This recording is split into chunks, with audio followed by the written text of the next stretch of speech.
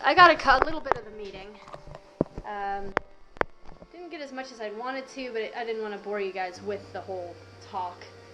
Basically, it was pretty interesting because there were a lot of people who were for Senator Negron's proposal, his plan, to pretty much make the waters that run south in Okeechobee, open that up so that all that water will run down into the Everglades, filter out any of the toxic algae, bring that water down in the Everglades, and that's what the Everglades needs, is fresh water. It's dying, it needs fresh water.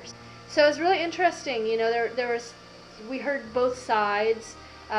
One gentleman was talking about septic tanks and how that needs to be addressed, which, you know, that is very, very true. These two people talking before the time ends, Adam, Morley, and David. Come on up. Septic tanks were replaced throughout the Florida Keys. Thank you, ma'am. The National Marine Sanctuary, Florida Bay, no collapsing. Ma'am, I've asked you to stop. Are you Adam? I'm Adam Morley, captain in St. Augustine, Florida, which is northeast Florida. I can attest to that because as a captain, I have had several guides have to leave the South Florida area up to my area just in order to make a living. So it is a... Adam, thank you for coming today, and thank you all. We have Senate rules. But one of the congressmen said, well, are you trying to say that this is more important? Which he didn't really have any scientific facts to back that, to prove that that's more important.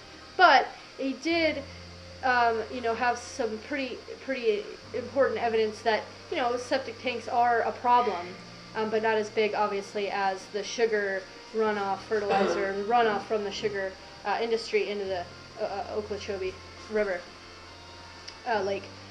So it definitely was really interesting to hear different views, and just to kind of see how the whole thing works, and just to be a part of it. And there was definitely a lot of people who were wanting to do something about the Okeechobee, because it's definitely, I mean, it needs to happen, obviously.